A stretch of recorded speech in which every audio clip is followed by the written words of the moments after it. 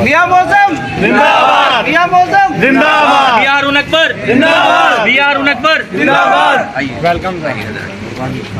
जी अस्सलाम वालेकुम देवियो तो सजनों बहनों तो भराओ, आज हमारे साथ हैं पीटीआई के टाइगर तो सलमान अकबर राजा साहब, अकरम राजा साहब। तो इनसे हम इंटरव्यू करते हैं। अस्सलाम वालेकुम सर। वालेकुम। आपको क्या लग रहा है कि आपको ये फेयर फील्ड मिल रही है? जैसा कि दो बंदों की पहलवानों की लड़ाई होती है, एक बंदे की हाथ बांध के टांगे बांध के तो आगे कर दिया जाता है, तो आपको क्या लगता है कि जैसे कि चार बंदे इकट्ठे नहीं हो सकते एक जगह पे, आपसे बल्ला छीन लिया गया है, और आपको क्या लग रहा है कि आपको जो फेयर फील्ड मिल रही है कि नहीं मिल रही है? नहीं, बिल्कुल नहीं मिल रही जी, बिल्कुल अखाड़ा इन्होंने उखाड़ दिया है, लेकिन उसके बावजूद हम लड़ रहे हैं। देखिए, हमने इस बात की परवाह नहीं करनी कि फील्ड ठीक है या नहीं है, हमारे फ्लैक्स उतरते हैं या नहीं उतरते, हमारे वर्करों को धौंस आती है कि नहीं आती, ये सब कुछ हो रहा है। लेकिन इसके बावजूद आप देखें, अवाम का जज्बा, अवाम का लगाव ऐसा है कि कोई चीज़ उसके आगे टिक नहीं सकेगी। 8 फरवरी को इंशाअल्लाह जीत हमारी है। अपनी जगह खड़े रहें और इन छोटी मोटी बातों की परवाह ना करें। ये नहीं होना चाहिए, ये बहुत गलत हो रहा है जो हो रहा है। बिल्कुल किसी तरह मैं नहीं कहूँगा कि ये कोई फ्री फेयर इलेक्शन है, लेकिन इसके बावजूद हमने लड़ना है और हमने जीतना है इंशाअल्लाह। मैदान के नाली छोड़ना। तो सर आपको क्या लगता है कि जैसे ये 1970 वाली तारीख दोहराई जा रही है कि 1970 में मुजीबुर रहमान इलेक्शन जीत गए थे, लेकिन सिलेक्टेड को आगे ले आया गया। अब अगर ये इमरान खान जीत जाते हैं, जैसे कि वो जेल में हैं, आपको क्या लगता है कि उनको वज़ीर आज़म बनने दिया जाएगा या नहीं बनने दिया जाएगा? अवाम का अगर रेला बाहर निकलेगा, अवाम की आवाज़ अगर बुलंद होगी, तो मैं नहीं समझता कि ये वो हरकत अब कर सकेंगे जो शायद 1970 में हुई। मैं समझता हूँ और उम्मीद रखता हूँ कि कुछ हम बलूगत हासिल कर चुके हैं बतौर कौम, और इंशाअल्लाह जो अवाम की आवाज़ है उसके मुताबिक ही हुकूमत बनेगी।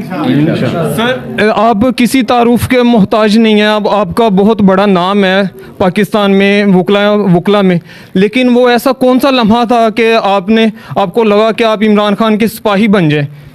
देखिए जी, ये जो नाइंसाफ़ी हुई है पिछले पूरे, मैं समझता हूँ 1-1.5 साल से जो बर्बरियत हुई है, उसके बाद मेरी नज़र में कोई चारा नहीं था। ऐसा नहीं हो सकता कि महज हम अदालत में मुकदमे लड़ें। आपकी आवाज़ बनना मुझे लगा मेरे ऊपर एक फरीज़ा है, इसलिए हम सियासत में आए हैं। मेरा सियासत में आना बिल्कुल मेरे लिए एक इबादत है।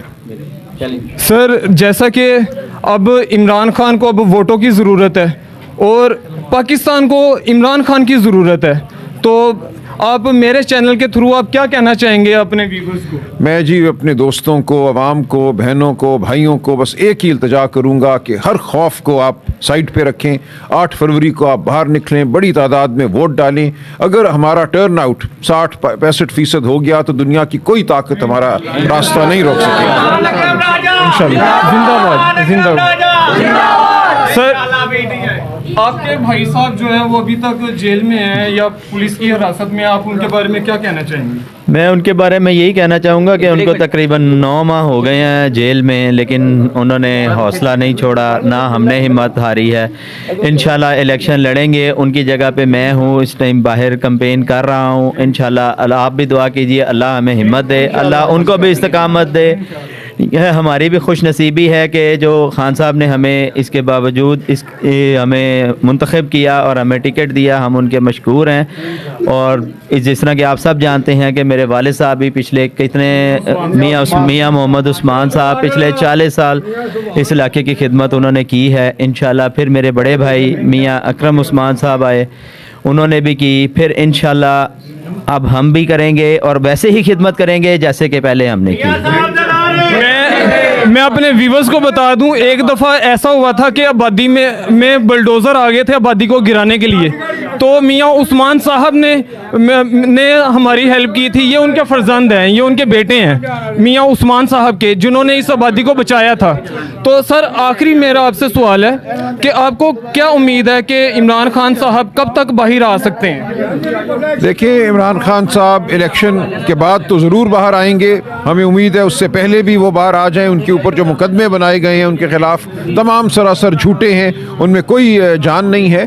तो कानून और आइन का अगर अमल चलता है तो कोई वजह नहीं कि वो बाहर ना आए। आप हिम्मत रखें, हौसला रखें, इंशाल्लाह वो अनकरीब हमारे साथ होंगे। और 8 फरवरी को निशान है हमारा छक्का, रैकेट पर आपने मोहर लगानी है जी।